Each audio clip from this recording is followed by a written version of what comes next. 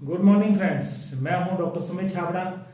मैं आपको आज आयुर्वेद के उस एस्पेक्ट के बारे में बताने के लिए आया हूं। एक चैनल का हमने निर्माण किया है। उस चैनल के निर्माण करने के अंदर हमारा जो लॉजिक छुपा हुआ है, हम आयुर्वेद के उस एस्पेक्ट के बारे में बताएंगे जिसके बारे में आप अभी तक अभिज्ञ हैं, आप अभी तक उसके बारे में नहीं जानते। जी हाँ फ्रेंड्स, वो एस्पेक्ट है मॉडर्नाइजेशन ऑफ आयुर्वेदा।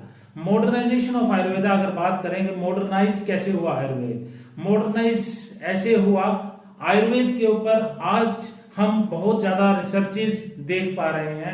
आयुर्वेद के अंदर हमें मान लो एक एग्जांपल अगर बात करें, किसी एक हर्ब की बात करें, एक हर्ब यानी कि एक जड़ी बूटी अश्वगंधा के ऊपर आज हम इतनी रिसर्च कर चुके हैं कि उसके बारे में बहुत कुछ जान चुके हैं। जो हमें हमारे ऋषियों ने बताया था, उस चीजों को अगर अब हम सत्यापित करने लगे हैं, अटेस्ट करने लगे हैं, कंफर्म करने लगे हैं कि उन चीजों के अंदर वाक्य में ही उतनी जान है। क्या हमारे ऋषियों ने हमें बताया कि अश्वगंधा के अंदर एक बहुत अच्छा टॉनिक, बहुत अच्छी एंटी कैंसर एक्टिविटी छुपी हुई है। अश्वगंधा के ऊपर बहुत ज्यादा रसायन के रूप में कार्य हुआ। तो अब हम उस रिसर्च को और हमारे पुराने आयुर्वेद को साथ में मिलाने वाले हैं, जानने वाले हैं कि क्या वो दोनों के दोनों चीजें आपस में मैच करती हैं। क्या हमारी रिसर्च उस चीज को प्रूव कर पाई है जो हमारे ऋषियों ने हमें बताया था? उन चीजों को क्या हमारी रिसर्च प्रूव करती है? उन चीजों को प्रूव करने के लिए फ्रेंड्स, साइंस ने एक फर्ज करें तो बात करें, हम अश्वगंधा की ही लेके बात चले तो अश्वगंधा की बात करें। अश्वगंधा के ऊपर कितना काम किया जा चुका है, अश्वगंधा को कैसे हम लोगों ने एक्सप्लोर किया है, एक्सप्लोर करने के लिए कौन कौन से टूल्स का इस्तेमाल किया है। अश्वगंधा को हमने पहले एक्सट्रैक्ट आउट किया, उसका एक्सट्रैक्ट निकाला, फिर उसकी एनिमल एक्टिविटी, केमिकल, उसके केमिकल स्ट्रक्चर, उनके बारे में जानकारी प्राप्त करी। एनिमल एक्टिविटीज हमने विभिन्न प्रकार की एनिमल एक्टिविटीज अश्वगंधा के ऊपर की। उनके ऊपर हमने first of all small animal clinical trials किए, लार्ज एनिमल क्लिनिकल ट्रायल्स किए, रिसर्चेस की। तो उसके बाद कहीं जाकर हम इस तथ्यों के ऊपर पहुंचे, हमने जाना कि वाकई में अश्वगंधा इतना यूजफुल है।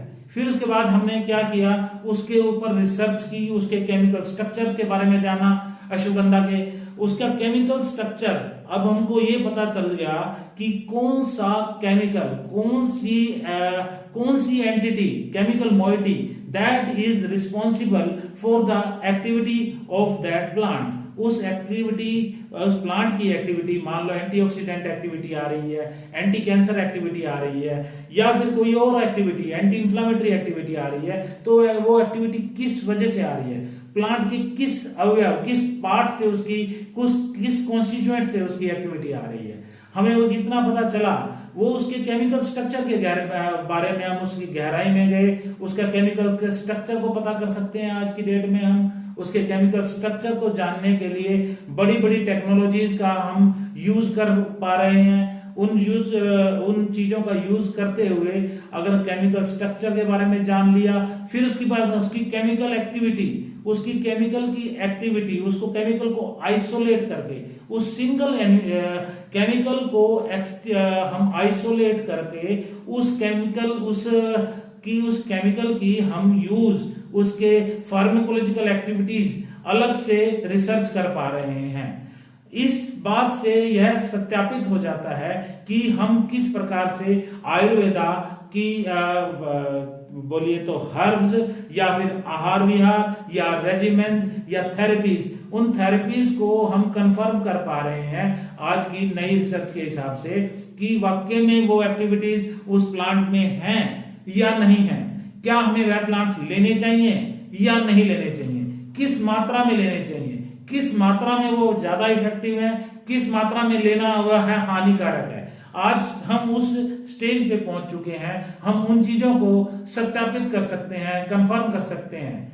तो फ्रेंड्स, ये था मेरा इंट्रोडक्शन, किस प्रकार से हम इस चैनल को लेकर आगे बढ़ेंगे, और आपको मैं कोशिश करूंगा उन तथ्यों के बारे में जानकारी देने की कि क्या है आयुर्वेद, और उसका उस आयुर्वेद को हम मॉडर्नाइज कर चुके हैं, तो हम उनका जितना लाभ उठा सकें, जितनी जानकारी हम उसको रिसर्च के हिसाब से जोड़ के आपको प्राप्त करवा सकें, यही हमारा ध्येय, हमारा तथ्य रहेगा।